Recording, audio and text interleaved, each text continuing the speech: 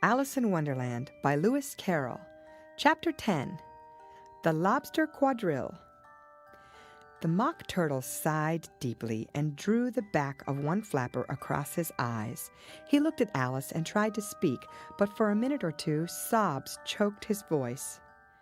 "Same as if he had a bone in his throat," said the Gryphon, and it set to work shaking him and punching him in the back. At last, the Mock Turtle recovering his voice, and with tears running down his cheeks, he went on again. "You may not have lived much under the sea." "I haven't," said Alice. "And perhaps you were never even introduced to a lobster." Alice began to say, "I once tasted," but checked herself hastily and said, "No, never." "So you can have no idea what a delightful thing a lobster quadrille is." "No, indeed," said Alice. "What sort of a dance is it?" "Why," said the Gryphon, "you first form into a line along the seashore." "2 lines," cried the Mock Turtle. "Seals, turtles, salmon, and so on. Then, when you've cleared all the jellyfish out of the way—" "That generally takes some time," interrupted the Gryphon. "You advance twice." "Each with a lobster as a partner," cried the Gryphon. "Of course," the Mock Turtle said. "Advance twice, set to partners."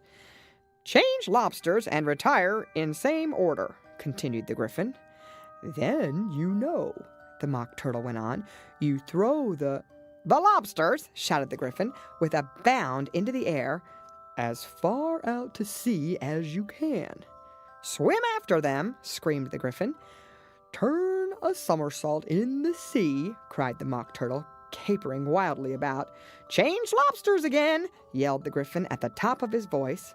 "Back to land again, and that's all the first figure," said the Mock Turtle, suddenly dropping his voice, and the 2 creatures, who had been jumping about like mad things all this time, sat down again very sadly and quietly and looked at Alice. "It must be a very pretty dance," said Alice timidly. "Would you like to see a little of it?" said the Mock Turtle. "Very much indeed," said Alice.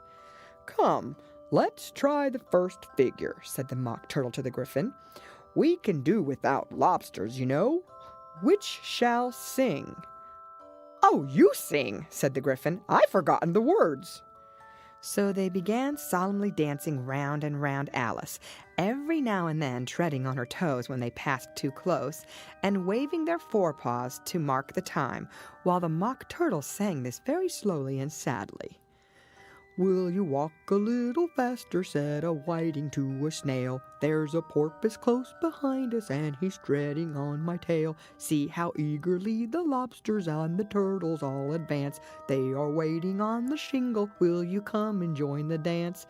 Will you, won't you, will you, won't you, will you join the dance? Will you, won't you, will you, won't you join the dance?" You can really have no notion how delightful it will be when they take us up and throw us with the lobsters out to sea. But the snail replied, too far, and gave a look askance. Said he thanked the whiting kindly, but he would not join the dance. Would not, could not, would not, could not, would not join the dance. Would not, could not, would not, could not join the dance. "What matters it how far we go?" his scaly friend replied. "There is another shore, you know, upon the other side. The further off from England, the nearer is to France. Then turn not pale, beloved snail, but come and join the dance. Will you, won't you, will you, won't you, will you join the dance? Will you, won't you, will you, won't you join the dance?" "Thank you. It's a very interesting dance to watch," said Alice, feeling very glad that it was over at last. "And I do so like that curious song about the whiting." "Oh, as to the whiting," said the Mock Turtle, you've seen them, of course." "Yes," said Alice, "I've often seen them at She checked herself hastily. I don't know where din may be, said the Mock Turtle, but if you've seen them so often, of course you know what they're like. I believe so, Alice replied thoughtfully. They have their tails in their mouths, and they're all over crumbs. You're wrong about the crumbs, said the Mock Turtle. Crumbs would all wash off in the sea. But they have their tails in their mouths, and the reason is... Here the Mock Turtle yawned and shut his eyes. Tell her about the reason and all that, he said to the Griffin. The reason is, said the Griffin, that they would go with the lobsters to the dance, so they got thrown out to sea. So they had to fall a long way. So they got their tails fast in their mouths, so they couldn't get them out again. That's all. Thank you, said Alice. It's very interesting. I never knew so much about a whiting before. I can tell you more than that if you like, said the Griffin. Do you know why it's called a whiting? I never thought about it, said Alice. Why? It does the boots and shoes, the Griffin replied very solemnly. Alice was thoroughly puzzled. Does the boots and shoes? She repeated in a wondering tone. Why, what are your shoes done with? Said the Griffin. I mean, what makes them so shiny? Alice looked down at them and considered a little before she gave her answer. They're done with blacking, I believe. Boots and shoes under the sea, the Griffin went on in a deep voice, are done with a whiting. Now you know. And what are they made of? Alice asked in a tone of great curiosity. Soles and eels, of course, the Griffin replied rather impatiently. Any shrimp could have told you that. If I'd been the whiting, said Alice, whose thoughts were still running on the song, I'd have said to the porpoise, keep back, please. We don't want you with us. They were obliged to have him with them, the Mock Turtle said. No wise fish would go anywhere without a porpoise. Wouldn't it really? Said Alice in a tone of great surprise. Of course not, said the Mock Turtle. Why, if a fish came to me and told me he was going a journey, I should say, with what porpoise? Don't you mean purpose? Said Alice. I mean what I say, the Mock Turtle replied in an offended tone, and the Griffin added, Come, let's hear some of your adventures. I could tell you my adventures, beginning from this morning, said Alice a little timidly, but it's no use going back to yesterday, because I was a different person then. Explain all that, said the Mock Turtle. No, the adventures first, said the Griffin in an impatient tone. Explanations take such a dreadful time. So Alice began telling them her adventures from the time when she first saw the white rabbit. She was a little nervous about it just at first. The two creatures got so close to her, one on each side, and opened their eyes and mouths so very wide, but she gained courage as she went on. Her listeners were perfectly quiet till she got to that part about her repeating, "You are old Father William," to the caterpillar, and the words all coming different, and then the Mock Turtle drew a long breath and said, "That's very curious." "It's all about as curious as it can be," said the Griffin.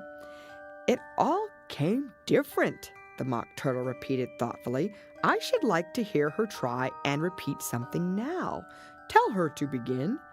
He looked at the Griffin as if he thought it had some kind of authority over Alice. "Stand up and repeat. 'Tis the voice of the sluggard," said the Griffin. How the creatures order one about and make one repeat lessons, thought Alice. I might as well be at school at once. However, she got up and began to repeat it, but her head was so full of the lobster quadrille that she hardly knew what she was saying, and the words came very queer indeed. "'Tis the voice of the lobster, I heard him declare, You have baked me too brown, I must sugar my hair. As a duck with its eyelids, so he with his nose trims his belt and his buttons and turns out his toes. When the sands are all dry, he is gay as a lark, and will talk in contemptuous tones of the shark. But when the tide rises and sharks are around, his voice has a timid and tremulous sound." "That's different from what I used to say when I was a child," said the Griffin. "Well, I never heard it before," said the Mock Turtle, "but it sounds uncommon nonsense." Alice said nothing. She had sat down with her face in her hands, wondering if anything would ever happen in a natural way again. "I should like to have it explained," said the Mock Turtle. "She can't explain it," said the Gryphon hastily. "Go on with the next verse." "But about his toes," the Mock Turtle persisted. "How could he turn them out with his nose, you know?" "It's the first position in dancing," Alice said, but was dreadfully puzzled by the whole thing and longed to change the subject. "Go on with the next verse," the Gryphon repeated impatiently. "It begins, 'I passed by his garden.'" Alice did not dare to disobey, though she felt sure it would all come wrong, and she went on in a trembling voice. "I passed by his garden and marked with one eye how the owl and the panther were sharing a pie. The panther took pie crust and gravy and meat, while the owl had the dish as its share of the treat.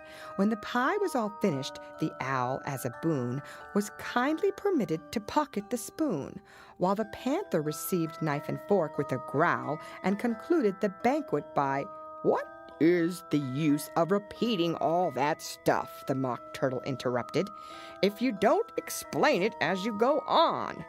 It's by far the most confusing thing I've ever heard." "Yes, I think you'd better leave off," said the Gryphon, and Alice was only too glad to do so. "Shall we try another figure of the lobster quadrille?" the Gryphon went on. "Or would you like the Mock Turtle to sing you a song?" "Oh, a song, please, if the Mock Turtle would be so kind," Alice replied, so eagerly that the Gryphon said in a rather offended tone, "No accounting for tastes. Sing her turtle soup, will you, old fellow?" The Mock Turtle sighed deeply and began, in a voice sometimes choked with sobs, to sing this: "Beautiful soup, so rich and green, waiting in a hot tureen. Who for such dainties would not stoop? Soup of the evening, beautiful soup. Soup of the evening, beautiful soup. Beautiful soup, beautiful soup. Soup of the evening, beautiful, beautiful soup. Beautiful soup, who cares for fish, game, or any other dish? Who would not give all else for two? Pennyworth only of beautiful soup. Pennyworth only of beautiful soup. Beautiful soup, beautiful soup. Soup of the evening, beautiful, beautiful soup." "Chorus again!" cried the Gryphon, and the Mock Turtle had just begun to repeat it when a cry of "The trial's beginning" was heard in the distance. "Come on!" cried the Gryphon, and taking Alice by the hand, it hurried off without waiting for the end of the song. "What trial is it?" Alice panted as she ran, but the Gryphon only answered, "Come on!" and ran the faster, while more and more faintly came, carried on the breeze that followed them, the melancholy words: "Soup of the evening, beautiful, beautiful soup.